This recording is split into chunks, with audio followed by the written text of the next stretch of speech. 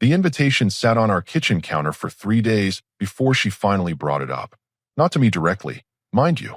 She mentioned it while talking on the phone with someone from her firm, loud enough that I couldn't miss it even if I tried. Yes, the gala is this Saturday. Black tie. Only the most important people will be there to meet our new owner. I glanced up from my laptop. We'd been married for 6 years, and in all that time, I'd attended every single one of her company events. Holiday parties, client dinners, networking mixers. I was always there, standing beside her. Sounds fancy, I said when she hung up. What time should I be ready? The look she gave me could have frozen water. You're not going. I waited for the punchline. It didn't come. Excuse me. She set down her wine glass with more force than necessary. This is a critical night for my career. The new owner is flying in specifically for this event. Partners are being evaluated, positions are being considered. I need everything to be perfect. Okay, so what does that have to do with me? You don't understand the kind of people who'll be there. This isn't some casual barbecue. These are executives, investors, people who matter in the industry. I closed my laptop slowly, and she sighed like I was being deliberately dense. Your background, your job, the way you talk about things, it's just not the image I need to project right now. There it was. 6 years of marriage, and she'd finally said it out loud. My background, I repeated, keeping my voice level. Don't make this into something it's not. I'm being practical. You work in construction management. That's fine. It's honest work, but these people won't understand. They'll make assumptions.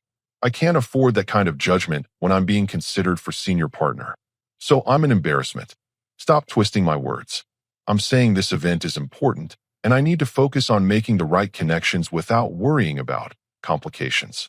I stood up, grabbed my jacket from the back of the chair. Where are you going? Out. You've got a big week ahead. Wouldn't want to complicate things. Don't be like this. You're being overdramatic. I paused at the door. No, I'm being exactly what you asked me to be. Absent. Fine. Have it your way. I smiled. Not the warm kind. I usually do. The door closed behind me before she could respond. I sat in my truck for a minute, hands on the steering wheel, staring at nothing in particular. The funny thing about being underestimated is that people stop watching what you do. They assume you're too simple to notice things, too basic to put pieces together. My wife had been working late a lot lately. More than usual. New owner taking over the firm, she'd said. Lots of transition meetings, strategy sessions, preparation for the gala. All perfectly reasonable explanations. Except I'd seen the way she checked her phone, the way she smiled at certain messages, the way she'd started dressing differently, even for casual dinners out. I pulled out my phone and opened a text thread. The contact name just said G. Park. I typed, still on for coffee tomorrow? The response came back within seconds. Absolutely. Looking forward to catching up. I started the engine. My wife thought I was too lower class for her fancy gala. She had no idea who'd actually be walking through those doors on Saturday night. Sometimes the best move isn't to fight. It's to step back and let people show you exactly who they are. She'd just shown me everything I needed to know. The next few days would be interesting. Saturday arrived faster than I expected. I spent most of the day working on a project proposal while my wife transformed our bedroom into what looked like a styling suite. Dresses came out, went back in. Shoes were tried, rejected, reconsidered. By 5 o'clock, she'd settled on a black evening gown that probably cost more than my truck payment. I watched from the doorway as she applied makeup with the precision of someone preparing for battle. You're staring, she said without turning around. Just noticing how much effort you're putting in. Must be some owner. Her hand paused for a fraction of a second. It's called professionalism. Something you might understand if you worked in a corporate environment. Right? Professionalism. She spun around, eyes sharp. What's that supposed to mean? Nothing. Just agreeing with you. I leaned against the doorframe. Hope it goes well tonight. It will. She turned back to the mirror, adding earrings. Mr. Park is known for being very particular about the people he works with. First impressions matter. Park, I said casually. That's his name. Gabriel Park. He built his company from nothing, bought out 3 firms in the last 2 years. He's brilliant, actually. Completely self-made. I nodded slowly. Sounds impressive. He is. And tonight is my chance to show him I deserve to be part of his vision for the firm. She stood, smoothing down her dress. Even I had to admit she looked stunning. All that effort for a man she'd never mentioned by name until this week. I should be back by midnight, she said, grabbing her clutch. Don't wait up. Wasn't planning to. She paused at the bedroom door. For a moment, I thought she might say something else. Maybe even invite me after all. Instead, she just walked out. I heard her car pull away 15 minutes later. The house fell quiet.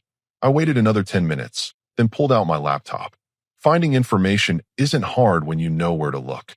Gabriel Park, CEO and founder of Park Industries, bought my wife's firm 6 weeks ago.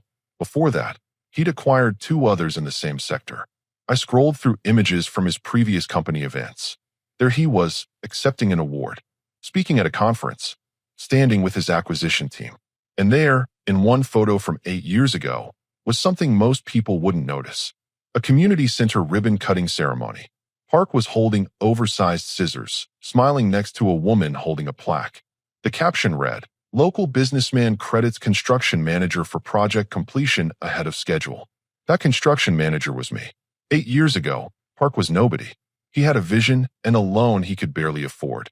I was working for a general contractor, and we got hired to build his first community center. The project was a disaster from day one. Previous manager quit, subcontractors were threatening to walk, permits were delayed. I took over, fixed the issues, got it done not just on time, but 2 weeks early and under budget. Park never forgot that. We'd stayed in touch over the years, nothing frequent, just occasional messages. Last time we spoke was 3 months ago when he mentioned he was expanding his portfolio. He'd asked if I knew anyone at my wife's firm. I'd mentioned she worked there. He'd said he'd keep that in mind during the acquisition. I closed the laptop. My phone buzzed. A message from Gabriel. Just arrived at the venue. This is going to be interesting. I typed back. Let me know how it goes. His response came immediately. Already worth it. Your wife just introduced herself. Didn't mention you once. I stared at that message for a long moment. Another text followed. She seems very focused on making an impression. Should I tell her we know each other? Not yet, I replied. Let her have her night. You're more patient than I'd be. Just watching how people show their true colors when they think nobody's looking. Fair enough. I'll respect that. But tomorrow morning, I'm paying you both a visit. This conversation needs to happen face to face. I set the phone down. The house felt different now. Quieter, but not peaceful. More like the stillness before a storm breaks. My wife wanted a night where she could shine without me holding her back. She was about to get exactly what she asked for. And tomorrow morning, she'd learned that sometimes the person you're ashamed of is the only reason you had opportunities in the first place. I went to bed early. Sleep came easier than I expected. I woke up to the sound of the front door slamming. The clock read 6:47 a.m. My wife never came home this early from events, and she definitely never slammed doors. I pulled on jeans and a shirt, taking my time. By the time I reached the kitchen, she was pacing near the counter, still in her gala dress, makeup smudged, hands shaking. Morning, I said, heading for the coffee maker. She jumped like I'd fired a gun. You're awake. Hard to sleep through a door slam. I filled the carafe with water. Event run late. Ah, yes. No, I don't know. She pressed her palms against the counter. We need to talk. Sure. Coffee first. This isn't a joke. Something happened. I turned to face her, leaning against the counter. I'm listening. She opened her mouth, closed it, then opened it again. Before she could speak, the doorbell rang. Her face went white. Don't answer that. Why not? Just, please. Don't. The doorbell rang again. I walked past her toward the front door. She grabbed my arm. Wait. You don't understand. Then explain. It's him. Mr. Park. He said he wanted to. He's coming here too. I gently removed her hand from my arm and opened the door. Gabriel Park stood on my porch wearing a tailored suit, holding 2 coffee cups from the place downtown that nobody knows about unless you're from here. He smiled when he saw me. Morning. Brought you the usual. Black, 2 sugars. Appreciate it. I took the cup, stepped aside. Come on in. He walked past me into the living room. My wife stood frozen in the kitchen doorway, looking like she'd seen her entire career flash before her eyes. Gabriel's smile faded when he looked at her. Not angry, just disappointed. Mrs. Summers, you left the gala quite suddenly last night. She couldn't form words. He turned to me. I tried to have a conversation with your wife about the firm's direction. Mentioned I was grateful to have good people around me. People I could trust. She spent 20 minutes telling me about her dedication, her vision, her commitment to excellence. I sipped my coffee. Sounds about right. Then I asked about her family. Support system. She said she was married, but her husband was too busy with his simple job to attend company functions. My wife made a small sound in her throat. Gabriel set his coffee cup down on the side table. So I asked what he did. She said construction work. Nothing important. Definitely not the kind of person who'd fit in at sophisticated events. She's not wrong, I said. I do work in construction. Management, Gabriel corrected. Licensed project manager with a degree in civil engineering and 15 years of experience. The man who saved my first major project when every other professional told me to cut my losses. The color drained completely from my wife's face. He looked at her directly. So this is the husband you were so ashamed of? She started to speak, but nothing came out except a strangled whisper. You know each other? Know each other? Gabriel shook his head. Your husband is the reason I have a career.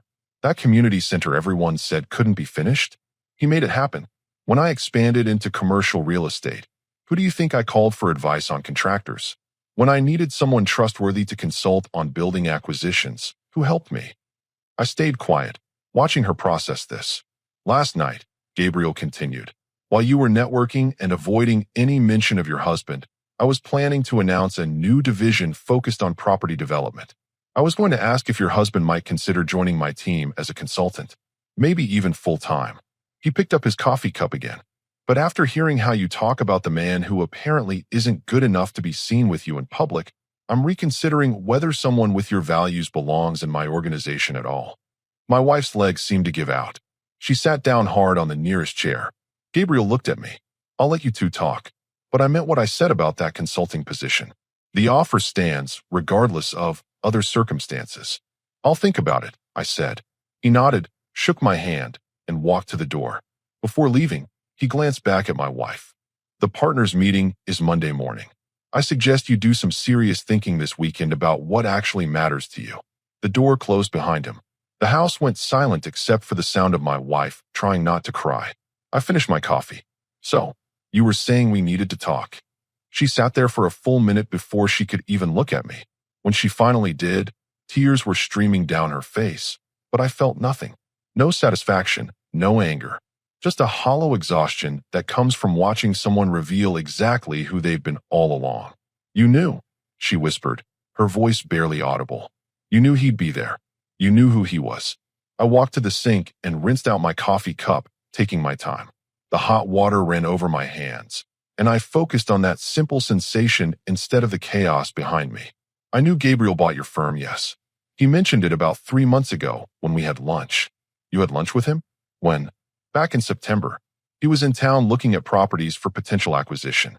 We grabbed sandwiches at that deli near the waterfront. You know, the one you said was too casual for business meetings. She stared at me like I was speaking a foreign language. You never told me. I dried my hands on the kitchen towel, folded it precisely, hung it back on the rack. You never asked. When was the last time you asked about my day? My projects? The people I work with? I turned to face her. You made it abundantly clear that construction management was beneath your world. Why would I bother telling you about my lunch meetings? That's not fair. Fair. The word came out sharper than I intended. Let me tell you what's not fair. You uninvited your own husband from a company event because you were ashamed of where I came from.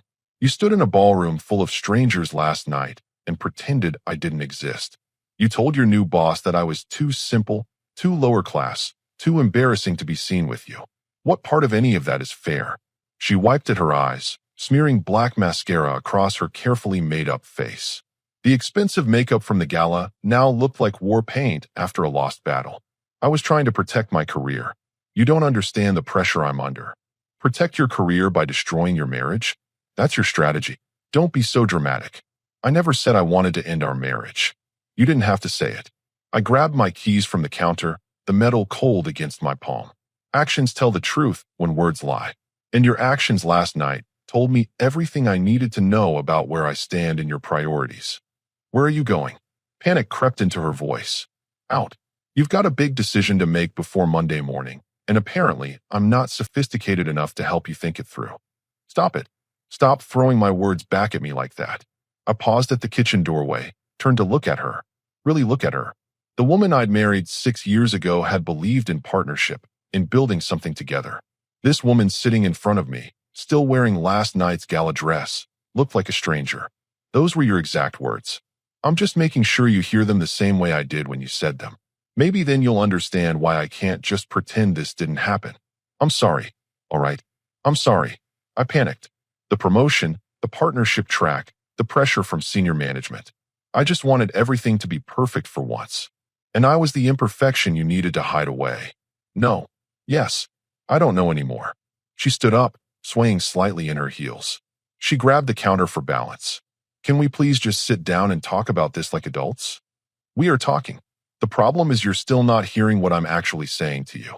Her phone buzzed on the counter. She glanced at the screen, and whatever color was left in her face drained completely. It's Barbara Estes from the legal department. She's asking if the rumors are true.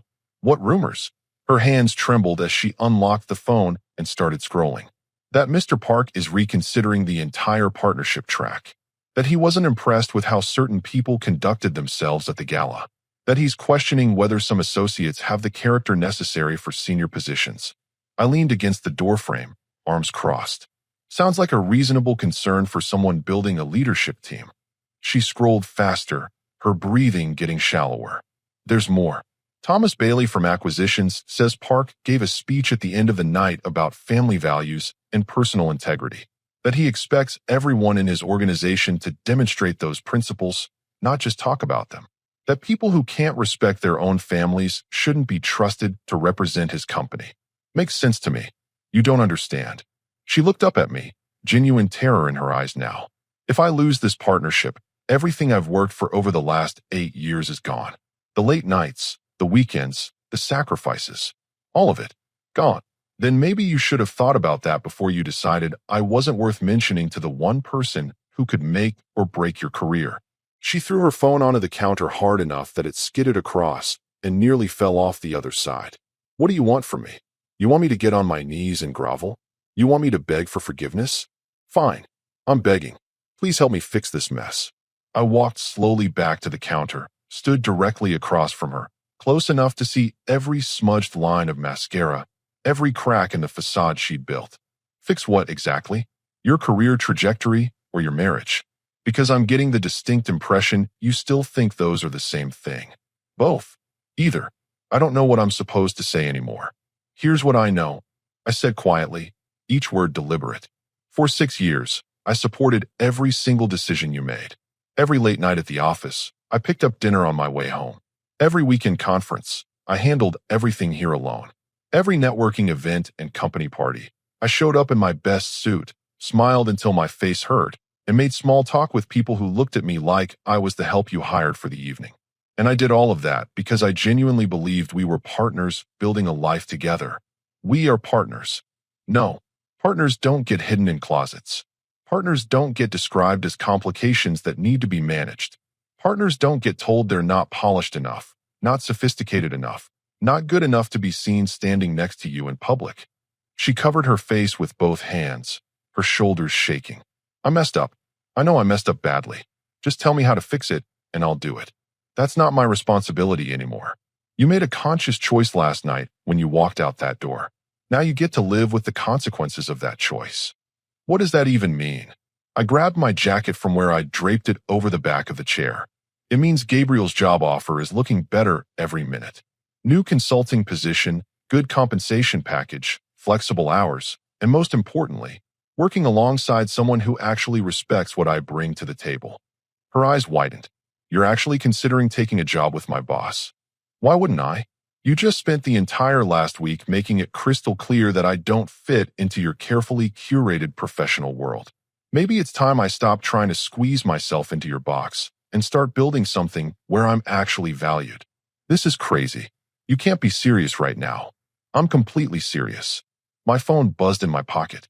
I pulled it out, read Gabriel's text message out loud for her benefit. Offers formal as of Monday morning. Compensation package in your email. Think about it this weekend. I turned the screen so she could see it.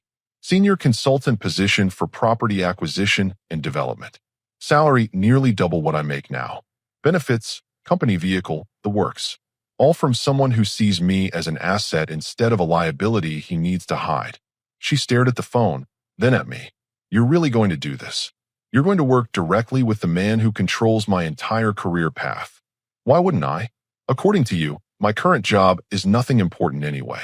This seems like a significant upgrade, wouldn't you say? That's not what I meant, and you know it. Is it? Because from where I'm standing, that's exactly what you meant. Everything in your world revolves around how it affects you, how it looks to other people, what impression it creates for your precious career advancement. That's all that's ever mattered. She grabbed my arm as I turned toward the door, her grip desperate. Don't leave like this. Please. We need to talk this through properly.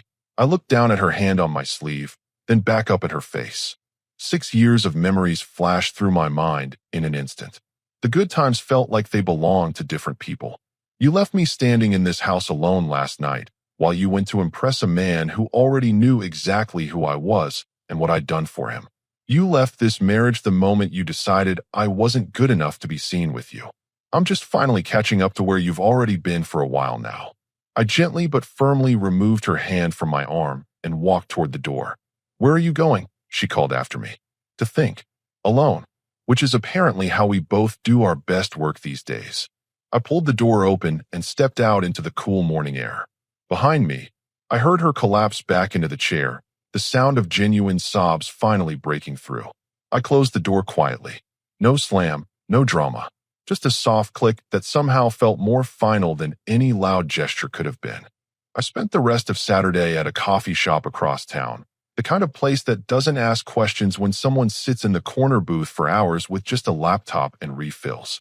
I answered emails, reviewed project specs for a commercial building I'd been consulting on, and ignored the 17 calls from my wife. By Sunday afternoon, I still hadn't gone home. I checked into a modest hotel near the office, the kind with clean sheets and terrible coffee, but no one asking why you're there alone. My phone kept buzzing with messages. Please come home. We need to talk. I'm sorry. I know I hurt you. Don't make any decisions about the job until we discuss this. That last one almost made me laugh. Even now, she thought she had veto power over my career choices. Monday morning arrived cold and clear. I put on my best suit, the one I'd worn to her company functions, and drove to Park Industries headquarters downtown. The building was glass and steel, modern but not pretentious. Gabriel's assistant, a sharp woman named Phoebe, met me in the lobby. Mr. Park is expecting you. Conference room B, 3rd floor. Gabriel was already there when I arrived, along with 2 other people I didn't recognize. He stood and shook my hand firmly. Glad you came. I want you to meet some people. This is Noah Bennett, our VP of Acquisitions, and Sophia Reed, head of legal. We exchanged pleasantries, and I sat down across from them. Gabriel slid a folder across the polished table. Formal offer letter. Everything we discussed, plus a signing bonus I think you'll find generous. Take your time reading it. I opened the folder. The numbers were better than I'd expected. Significantly better. This is more than we talked about. You're worth it. I don't make offers I'm not serious about. He leaned back in his chair. I also want to be transparent with you about something. Your wife's situation at the firm. My jaw tightened. I don't want special treatment for her because of me. That's not what this is about. He glanced at Noah and Sophia, who both nodded. After Saturday's gala, I had conversations with several partners and senior associates. Your wife's name came up more than once, and not in positive contexts. What do you mean? Sophia opened a different folder. 3 separate people mentioned observing her behavior at company events over the past 6 months. Talking down to support staff, making dismissive comments about colleagues' spouses, positioning herself as superior to others based on educational background and social status. Noah added. One partner said she'd explicitly told him that success meant surrounding yourself with the right kind of people and distancing yourself from anyone who might drag down your image. Gabriel looked at me directly. I built this company on the principle that character matters more than credentials. When I acquired your wife's firm, I inherited a lot of talented people. But talent without integrity is just well-dressed arrogance. What are you saying? I'm saying she's not being considered for senior partner. The decision was made before Saturday's gala, based on pattern of behavior documented by multiple sources. What happened between you two just confirmed what I'd already concluded. I sat back in my chair, processing this. Part of me felt vindicated. Another part just felt tired. Does she know? Not yet. The partners' meeting starts in 40 minutes. I wanted you to hear it from me first, and to make it clear that your job offer has nothing to do with her situation. You're being hired because you're excellent at what you do, period. I looked down at the contract again. A fresh start, working with people who respected me. No more being the embarrassing spouse in the corner. Where do I sign? Gabriel smiled and slid a pen across the table. 30 minutes later, I was officially a senior consultant for Park Industries. Gabriel walked me out of the conference room, and we headed toward the elevators. Your office is on the 4th floor. Phoebe will help you get set up this week. In the meantime, there's something you should probably know. The elevator doors opened, and we stepped inside. What's that? Your wife is in the building. She arrived about 20 minutes ago for the partners meeting. Does she know I'm here? Not unless someone told her. The doors opened on the ground floor. But she's about to find out that her husband just accepted a position with the company she's no longer being promoted within. We walked through the lobby. Gabriel paused near the main entrance. For what it's worth, I am sorry this situation turned out this way. I know it's complicated. It's only complicated if you try to save something that's already broken, I said. She made her choice. I'm just making mine. My phone buzzed. Another message from her. Where are you? I'm at the partners meeting and you're not answering. Something's wrong. Everyone's acting strange. I didn't respond. Gabriel's phone rang. He glanced at the screen. That's my assistant. The meeting's starting. I need to head up. Good luck. I don't need luck. I need people with backbone. He shook my hand again. Welcome to the team. I think you're going to fit in perfectly here. He walked back toward the elevators, and I stood there for a moment in the marble lobby, watching the morning light stream through the floor-to-ceiling windows. Somewhere upstairs, my wife was about to learn that her carefully constructed career path had just collapsed.